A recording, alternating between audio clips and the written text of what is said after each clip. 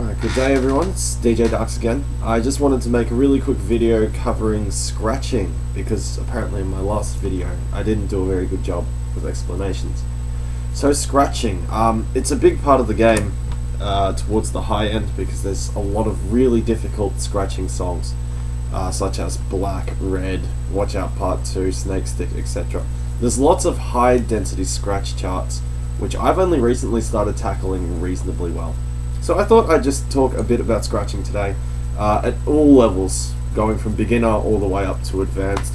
Of course, I can't give the best advice on top level techniques because I'm not the strongest scratching player.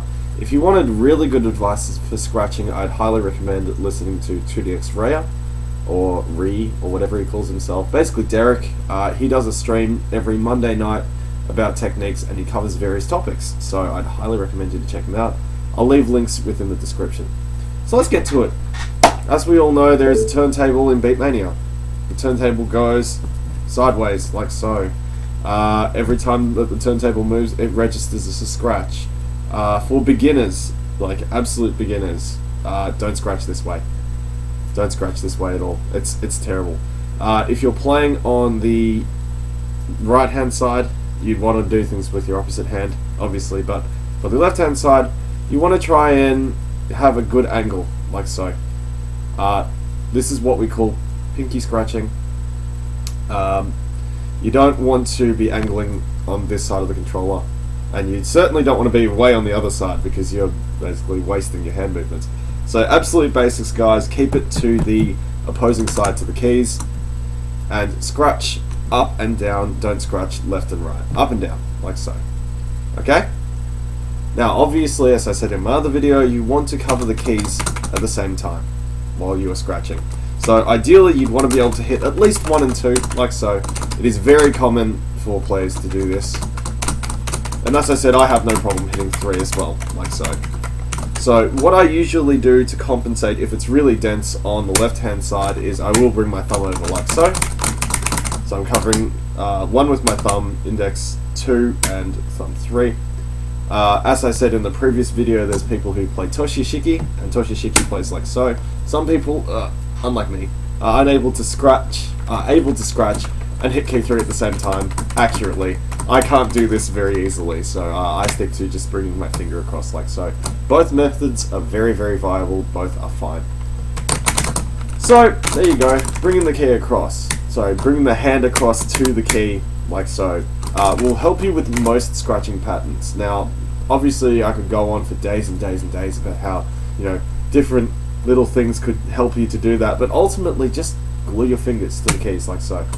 As I said in my technique video, what you want to do is you just want to focus on trying to hit the keys as confidently as possible, and it will stick. If you just keep practicing, playing like so, with scratch patterns, you'll get used to it, and slowly but surely your accuracy will increase. And I spent about a week just playing like this, moving my thumbs across these 3 keys, and it stuck eventually, right? So scratching with dense patterns like so, it's pretty tough, especially when it comes to BMS. I know that a lot of people say that it's short falling. Ultimately, it's just about training your hands to be fast enough. And though I don't play really high level BPS, I know that not BPS, BMS. Though I don't play high level BMS, I know a lot of people have said the same thing. They just say practice the speed of your hand on the scratch and you will be fine. Now as you notice, I use mostly just my pinky finger while I'm scratching.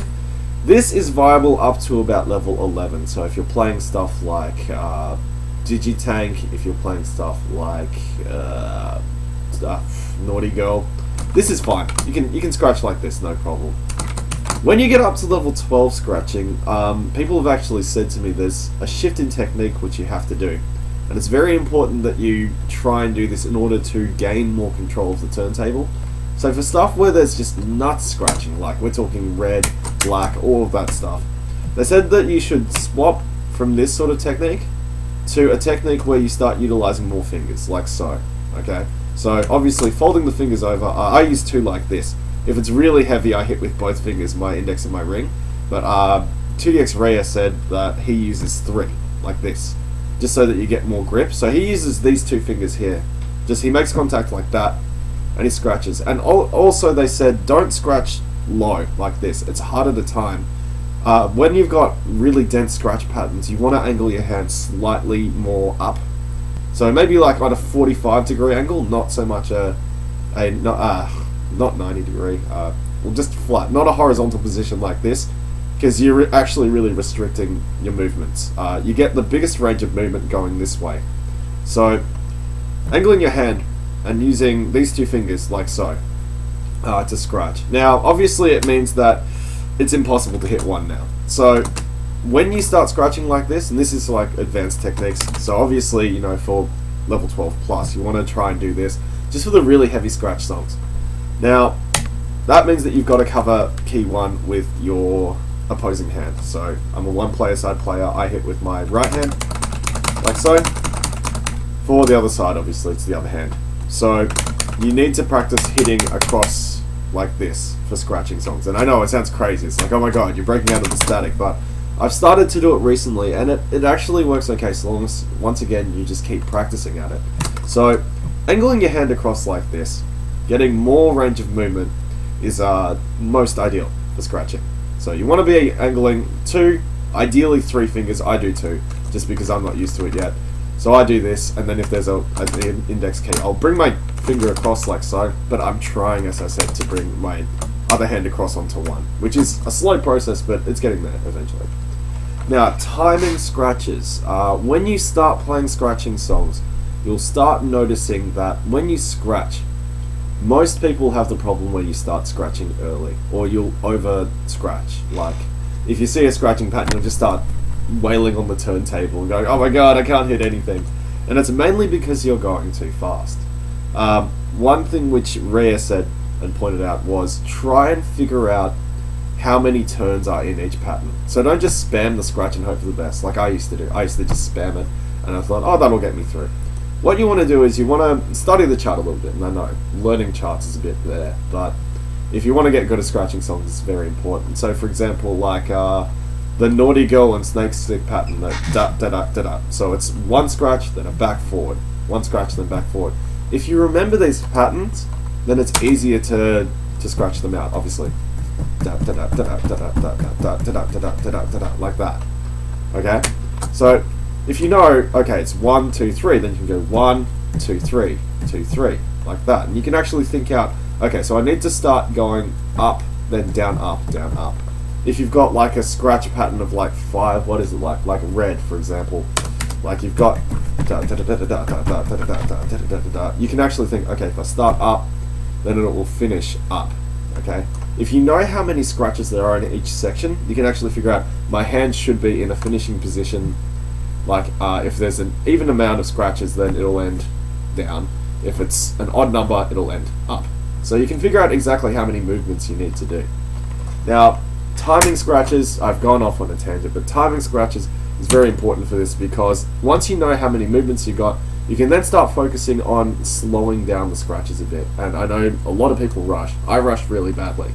I get a ratio of like 5 to 1 fast to slow when I'm playing scratch songs, which gives you an idea of just how terrible I am at timing scratches.